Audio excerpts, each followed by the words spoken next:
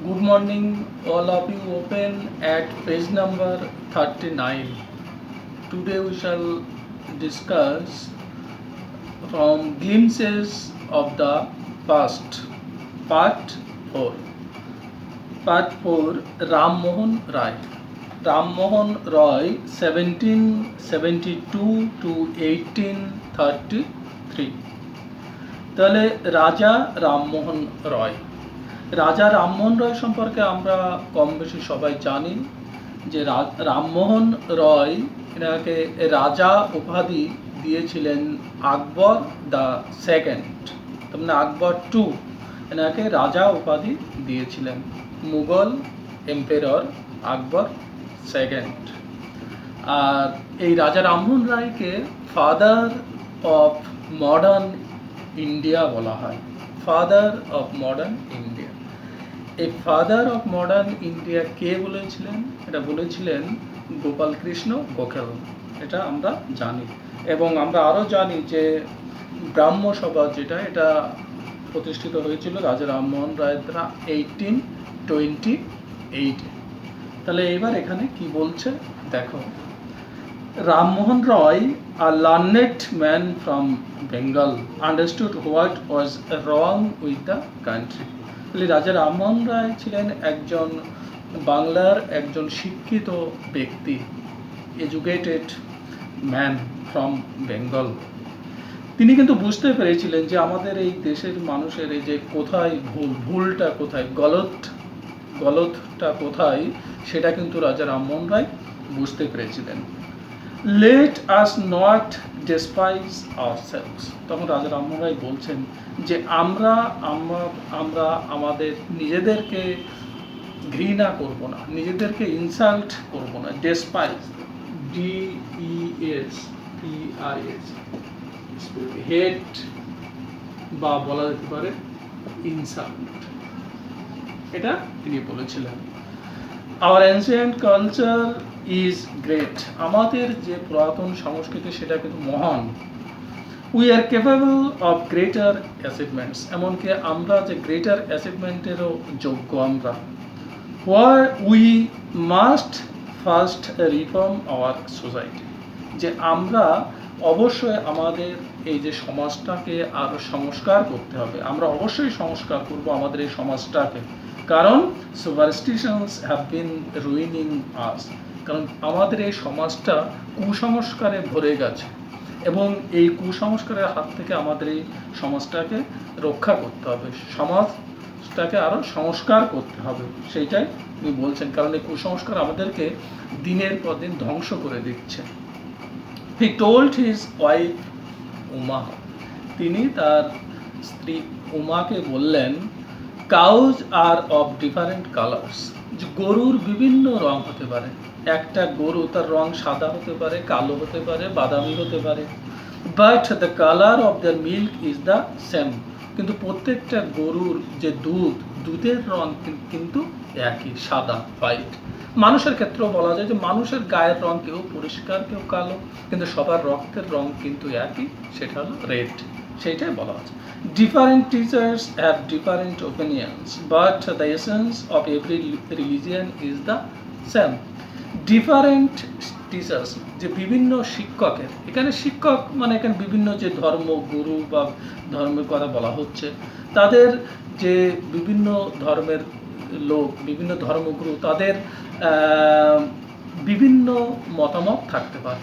কারণ হিন্দু ধর্মের যে সমস্ত রিলিজিয়াস লিডার আছে তাদের যে ধর্ম মত, বা একজন মুসলিম ধর্মগুরু তার যে মত, একজন খ্রিস্টিয়ান ধর্মগুরু তার যে মত, সবার মতামত কিন্তু আলাদা হতে পারে, কিন্তু but the essence of every religion is the same, কিন্তু প্রত্যেক ধর্মের যে এসেন্স মানে কি বলা যাবে, এসেন্স মানে জিস্ট, জিস্ট মানে সারবক্তা বা সার, যে প্রত্যেক ধর্মের সার কথা কিন্তু ওই একই। প্রত্যেক ধর্মই বলে মানুষকে ভালোবাসতে হবে, মানুষকে ঘৃণা করা যাবে না, আমরা সবাই সমান, ঈশ্বর এক অদ্বিতীয়। প্রত্যেক ধর্মে এইটা বলা, ঈশ্বর সর্বশক্তিমান, তিনি মহান, সব ধর্মেই কিন্তু এই একই কথা বলবে। কিন্তু এক একটা ধর্মগুরু তাদের যে ওপিনিয়ন্স বিভিন্নভাবে হতে পারে। একজন হিন্দু ধর্মের যে ধার্মিক, সে একভাবে তার ধর্ম প্রচার করছে, একজন মুসলিম ধার্মিক সে তার মতো করে ধর্ম প্রচার করছে, খ্রিস্টান ধার্মিক সে তার মতো ধর্ম প্রচার করছে, কিন্তু প্রত্যেকটা ধর্মের সার কথা কিন্তু একই, সেক্ষেত্রে কিন্তু কোনো ডিফারেন্স নেই। He was attracted by science and modern knowledge. এই রাজা রামমোহন রায় কিন্তু আকৃষ্ট হয়েছিলেন এই যে বিজ্ঞান এবং এই যে আধুনিক এই যে জ্ঞান এই সম্পর্কে তিনি কিন্তু যথেষ্ট আকৃষ্ট হয়েছিলেন। Knowledge should be practical and scientific, যে তিনি বলেছিলেন যে মানুষের যে নলেজটা, চিন্তাধারা, এইটা হতে হবে আমাদের বাস্তব, প্র্যাকটিক্যাল, অ্যান্ড সায়েন্টিফিক মানে বিজ্ঞানসম্মত। যে মানুষের চিন্তাধারা, ভাবনা চিন্তা এইগুলো যথেষ্ট বাস্তবধর্মী হতে হবে, বিজ্ঞান ভিত্তিক হতে হবে, তাহলে সঠিক পথে এগোনো যাবে। যে কুসংস্কারের দৃষ্টিতে দেখলে কিন্তু এসবগুলো হবে না, সেটাই তিনি বলছেন। হি ক্রসড দ্য সিস, তিনি বিদেশে পাড়ি দিয়েছিলেন। And went to England to see what made the British powerful, এবং তিনি বিদেশে মানে কোন দেশে গিয়েছিলেন, তিনি ইংল্যান্ডে গিয়েছিলেন। কেন এইটাই তিনি দেখতে চেয়েছিলেন যে তাদেরকে যে ব্রিটিশদের এত পাওয়ারফুল করেছে এর কারণটাকে কীভাবে সম্ভব হয়েছে, এই জন্য তিনি তাদের দেশে গিয়ে ব্যাপারটা বোঝার চেষ্টা করেছিলেন। দেয়ার হি টোল্ড দেম, এবং সেখানে গিয়ে তিনি তাদেরকে বলেছিলেন, কি বলেছিলেন, we accept you as rulers and you must accept us as subjects, যে আমরা আপনাদেরকে শাসক হিসাবে অবশ্যই আমরা মেনে নেব, একজন রুলার হিসাবে, রাজা হিসাবে আমরা মেনে নেব, কিন্তু আমাদের প্রতিও আপনাদের কিন্তু কিছু দায়িত্ব কর্তব্য আছে। আমরা যে প্রজা এখানে বাস করি, প্রজাদের প্রতিও কিন্তু আপনাদের দায়িত্বকে আপনারা অস্বীকার করতে পারেন না। কি দায়িত্ব? কোনো প্রজারা যাতে কোনো প্রজা অনাহারে মারা না যায়, ঠিকমতো খেতে পারে, সঠিকভাবে তারা বাঁচতে পারে। অতএব প্রজাদের দেখার দায়িত্বও কিন্তু রুলারদের। রুলারদের আমরা সাপোর্ট করবো, কিন্তু রুলারদেরও কী করতে হবে, আমাদের দেখতে হবে, সেইটাই তিনি বলেছিলেন। But you must remember the responsibility a ruler holds to his subjects, কিন্তু তোমাকে অবশ্যই এটা মনে রাখতে হবে যে একজন প্রজার প্রতি সেই শাসকের যে কি দায়িত্ব আছে সেটাও কিন্তু তোমাকে দেখতে হবে। তারপর দেখো, he started newspapers but the suspicious British stopped them in 1823. তিনি একটা সংবাদপত্রের প্রকাশনা শুরু করেছিলেন, একটা সংবাদপত্র তিনি প্রকাশ করতেন রেগুলারলি, সেটা হলো 1819 থেকে। সেই সংবাদপত্রটির নাম হলো কি, সংবাদ কুমুদিনী। সংবাদ কুমুদিনী তিনি 1819 থেকে এইটা প্রকাশ করা শুরু করেন। কিন্তু ব্রিটিশরা দেখলো এটা সন্দেহের চোখে দেখতে লাগলো, তারা ভাবতে লাগলো এই সংবাদপত্র পড়ে পড়ে এদেশের লোকদের হয়তো তাদের বিপক্ষে যাচ্ছে বা তাদের বিরুদ্ধে মতামত, জনমত গঠিত হচ্ছে, এইসব ভাবতে লাগলো, বা সমাজের উপর একটা বিরূপ প্রভাব ফেলছে এই সংবাদপত্র, এইরকম ব্রিটিশরা ভাবতে লাগলো, সন্দেহের চোখে দেখতে লাগলো। অবশেষে তারা কি করলো, 1823-তে 1823 সালে তারা এই সংবাদপত্রটি সংবাদ কুমুদিনী এইটা বন্ধ করে দিল। এবার পরের কথায় দেখো, page number 40। Operation, OPPRESSION, operation মানে এটা কি বলা হচ্ছে, অত্যাচার, বা যাকে বলা হয় যে ইল ট্রিটমেন্ট, আমরা বলতে পারি ইল ট্রিটমেন্ট, অপারেশন, একটা দমন পীড়ন যাকে বলা হচ্ছে। এটা কত সালের কথা বলা হচ্ছে, এটা 1765 থেকে 1835, এই যে সময়টা, এই সময়টার কথা বলা হচ্ছে, যে এই সময় যথেষ্ট ইল ট্রিটমেন্ট, অত্যাচার, দমন পীড়ন নীতি চালানো হয়। But the British continued to oppress Indians, কিন্তু ব্রিটিশরা কিন্তু যথাযথ তারা এটা চালু রাখলো যে ভারতীয়দেরকে অত্যাচার করতে, দমন পীড়ন ভারতীয়দের উপরে তারা চালু রাখলো। In 1818 they had passed Regulation 3 under it. তারপর তারা কি করলো, 1818 সালে তারা রেগুলেশন 3 নামে একটা অ্যাক্ট তারা চালু করেছিল। Under it an Indian could be jailed without trial in a court.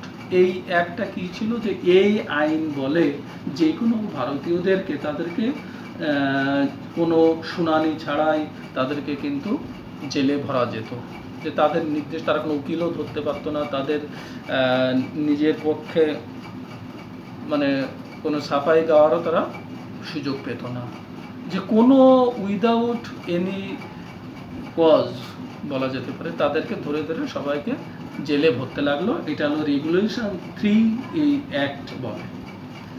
যেমন কেউ ধরো কর দিচ্ছে না, সঙ্গে সঙ্গে তাকে নিয়ে জেলে ভরলো। কেউ ধরো তাদের বিরুদ্ধে মতামত প্রকাশ করছে, সঙ্গে সঙ্গে নিয়ে জেলে ভরলো। এখানে কোনো প্রটেস্ট করার কোনো জায়গা ছিল না। All the time British officers in India drew big salaries.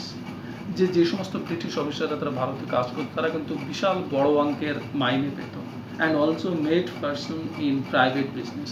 এমনকি তারা যে ব্যবসা করতো সেক্ষেত্রেও কিন্তু তারা এখানে আর্নড মাস ওয়েলথ, এদিক থেকেও তারা অনেক অর্থ উপার্জন করতো যে ব্যবসা করে।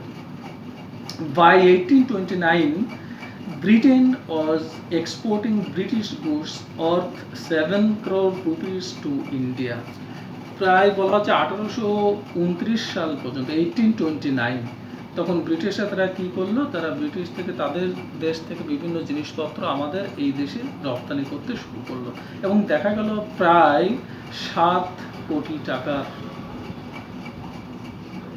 তারা 7 কোটি টাকা মূল্যের জিনিস তারা এখানে এদেশে রপ্তানি করলো। তার মানে 7 কোটি টাকা তারা উপার্জন করতে সক্ষম হলো। সেই সময় 7 crore rupees মানে একটা বিশাল একটা বড় ধরনের অ্যামাউন্ট বলা যেতে পারে। Governor general Bentinck reported back home. তখন জেনারেল বেন্টিং এখানে ইংল্যান্ডে গিয়ে কি জানালো, the bones of cotton weavers are blessing the plains of India. তাহলে এই লাইনটা একটু লক্ষ্য করো।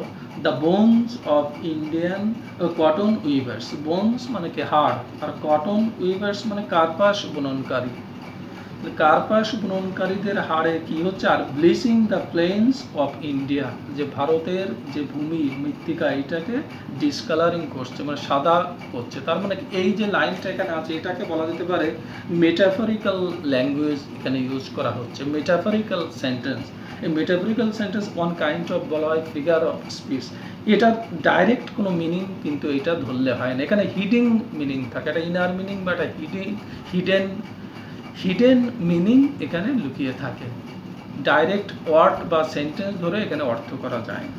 তাহলে এই যে লাইনটা, এই লাইনের মাধ্যমে কি বলতে চাইছে, যে ভারতের মাটি সাদা হয়ে যাচ্ছে কটন উইভার্সদের বোনের দ্বারা। তার মানে এখানে কি বলা হচ্ছে, তার মানে অসংখ্য কটন উইভার্স যারা আছে, কার্পাস বুননকারী, তাদের মানে লাশের মানে মৃত্যুর একটা মিছিল বলা যেতে পারে, যে অসংখ্য এইরকম কটন উইভার্সদের ভারতে মৃত্যু হয়ে চলেছে। তার কারণ কি, আগে ভারতের এই যে কার্পাস শিল্পে যথেষ্ট উন্নতি ছিল, মানে যথেষ্ট নামডাক ছিল। এমনকি ভারত থেকে বিভিন্ন দেশে সারা পৃথিবীতে এখানে কার্পাস কটন যে ইন্ডাস্ট্রিজের মাধ্যমে বিভিন্ন জিনিসপত্র বিদেশে রপ্তানি করা হতো। কিন্তু যখনই ব্রিটিশ টেক্সটাইলস বলা যেতে পারে, ব্রিটিশ টেক্সটাইল মিলসের যে জামা কাপড় বা কটন গার্মেন্টস যখন এই দেশে আসা শুরু করলো, এদেশে আমদানি করতে তারা শুরু করলো, রপ্তানি করতে তারা শুরু করলো, সেই সময় থেকে ভারতের যে কটন ইন্ডাস্ট্রি সেইটা মার খেতে লাগলো, এমনকি ইন্ডাস্ট্রিগুলো উঠে যেতে লাগলো। এবার যার ফলে দেখা যাচ্ছে অনাহারে না খেতে পেরে মানে তারা আস্তে আস্তে সব মারা যেতে লাগলো।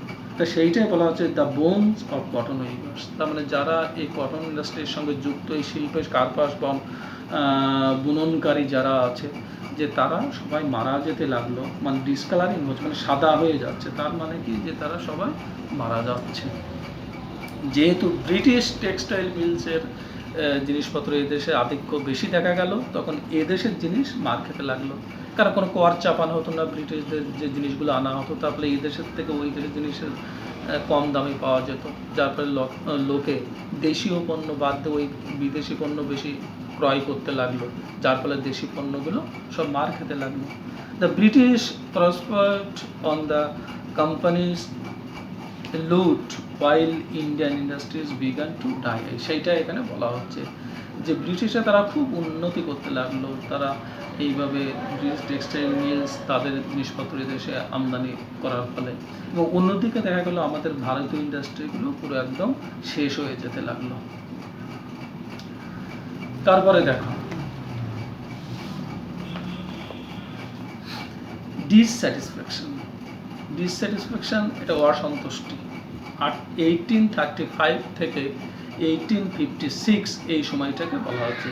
Education in India was in Persian and Sanskrit. ভারতে যে শিক্ষাটা দেওয়া হতো পার্সিয়ান এবং সংস্কৃত ল্যাঙ্গুয়েজে দেওয়া হচ্ছিল। In 1835, an Englishman named Macaulay suggested a change. তখন 1835 সালে যে ইংলিশম্যান ছিল তার নাম হলো ম্যাকলে, সে কি করলো, একটা পরিবর্তন আনতে চাইলো। We should teach the natives through the English language. সে কি প্রস্তাব দিল যে আমাদের এদেশীয়দেরকে ইংরেজি ভাষার মাধ্যমে শিক্ষা দেওয়া উচিত, পার্সিয়ান এবং সংস্কৃত বাদ দিয়ে ইংরেজি ভাষার মাধ্যমে শিক্ষা দিতে হবে। I agree. তখন আরও একজন ব্রিটিশ, সে বলে হ্যাঁ আমি সহমত পোষণ করছি। English education produced clerks to whom the British gave petty jobs under them. তখন ইংলিশ যে শিক্ষা লাভ করার পরে তারা কি করতে লাগলো, অনেক ক্লার্ক উৎপাদন করতে লাগলো। তার মানে অনেক ক্লার্কের তারা জন্ম দিতে লাগলো, অনেক ক্লার্ক তারা গড়ে তুলতে লাগলো, যারা কি করবে, যাদের মাধ্যমে তারা ব্রিটিশরা অনেক খুব পেটি জব, তার মানে স্মল জব, ছোটোখাটো চাকরি তাদেরকে এদের মাধ্যমে দিতে লাগলো এবং তারা এই কাজ করতে লাগলো। Incidentally, it also produced a new generation of intellectuals. যার ফলে as a result of it কি হলো, যে অনেক একটা নতুন জেনারেশন তৈরি হতে লাগলো, যে জেনারেশনটাকে বলা হচ্ছে ইন্টেলেকচুয়ালস, একটা বুদ্ধিবাদী, মানে এরকম শিক্ষিত একটা জেনারেশন তৈরি হতে লাগলো। We must educate hour brothers. আমরা আমাদের ভাইদেরকে অবশ্যই শিক্ষিত করব, এটা ভারতীয়রা বলছে। and try to improve their material conditions, এবং তাদের যে পার্থিব অবস্থা এটারও আমরা উন্নতি করার চেষ্টা করব। for that we must convey our grievance to the British Parliament. এই জন্য আমরা অবশ্যই কি করব, আমরা জ্ঞাপন করব। কনভে মানে জ্ঞাপন করা, আমাদের যে প্রবলেমস, আমাদের কমপ্লেন্টস কাদেরকে জানাবো, ব্রিটিশ পার্লামেন্টে আমরা এটা তুলে ধরবো, আমাদের সমস্যাগুলো, আমাদের কি ক্ষোভ আছে সেইটা এর ফলে আমরা তুলে ধরব। By 1856 the British had conquered the whole of India. তাহলে 1856 সাল নাগাদ দেখা যাচ্ছে বা যে ব্রিটিশরা প্রায় ভারতের সবটুকুই তারা দখল করে নিল। তাহলে আমরা আগের যে ম্যাপটায় ওখানে কি দেখেছিলাম, যে আগে যে ম্যাপটা যে হলুদ আর রেড দুটো পার্ট কিন্তু আমরা এখানে দেখেছিলাম, যে হলুদ পার্ট আর একটা দেখো রেড পার্ট এখানে আছে, এবং এই হলুদ পার্টে এখানে কি দেখা যাচ্ছে, বেশিরভাগ ভারতীয়দের, আর রেড যেটা এটা ব্রিটিশদের যথেষ্ট কম। কিন্তু বাই কি বলা হচ্ছে যে 1856 তার কিছু পরে এখানে লাল অংশটা দেখা যাচ্ছে বেশি। তাহলে এতক্ষণ আমরা আগে হলুদটা বেশি ছিল, লালটা কম ছিল, এখন দেখো লালটা বেশি হয়ে গেছে, হলুদটা কম। তার মানে লালটা এইটাই কিন্তু ব্রিটিশদের, আর এই যে হলুদ এইটা হলো ইন্ডিয়ান টেরিটরি বলা যেতে পারে। তার মানে আস্তে আস্তে পুরো ভারতটাই কিন্তু ব্রিটিশরা তারা মানে ক্যাপচার করতে শুরু করলো বলা যেতে পারে। They cared little about the needs of Indians. ভারতীয়দের সুযোগ সুবিধা বা ইত্যাদি এইসব ব্যাপারে তারা কিন্তু যথেষ্ট মানে যত্ন নিত না, যথেষ্ট কম গুরুত্ব দিত ভারতীয়দের চাহিদার উপরে, ভারতীয়দের প্রয়োজনীয়তার উপরে। Our kings have become puppets and we have lost our old jobs. তখন একজন ভারতীয় সে বলছে যে আমাদের রাজারা কি মানে ইংরেজদের হাতের মানে পুতুলে পরিণত হয়েছে, এবং আমরা আমাদের যে পুরনো সব কাজ সব আমরা হারিয়েছি, এখন সব কর্মহীন হয়ে পড়ে আছে। অ্যান্ড ল্যান্ডস, এবং আরেকজন বলছে শুধু আমরা আমাদের জব হারিয়েছি তাই নয়, আমরা আমাদের জমিও হারিয়েছি। দে আর কনভার্টিং আওয়ার ব্রাদার্স, তারা আমাদের ভাইদেরকেও ধর্মান্তরিত করছে, তারা আমাদের ভাইদেরকেও ধর্মান্তরিত করছে। তার মানে এক ধর্ম যারা এখানে দেখা যাচ্ছে হিন্দু বা মুসলিম আছে তাদেরকে খ্রিস্টান ধর্মে দীক্ষিত করছে তারা। You only talk, do something to drive them out. তখন আরও একজন ভারতীয় সে বলতো তুমি তো কথাই তো বলছো, কিন্তু এসব না করে একটা কিছু একটা করো যাতে করে তাদেরকে এদেশ থেকে বিতাড়িত করা যায়। ড্রাইভ আউট মানে বিতাড়িত করা, যাদের ব্রিটিশদেরকে এদেশ থেকে যাতে বিতাড়িত করা যায় সেরকম একটা কিছু করো। তাহলে এইটায় মোটামুটি আজকে এই পর্যন্তই থাকলো, এটা পড়বে তোমরা। আজকে এই অবধি, থ্যাংক ইউ।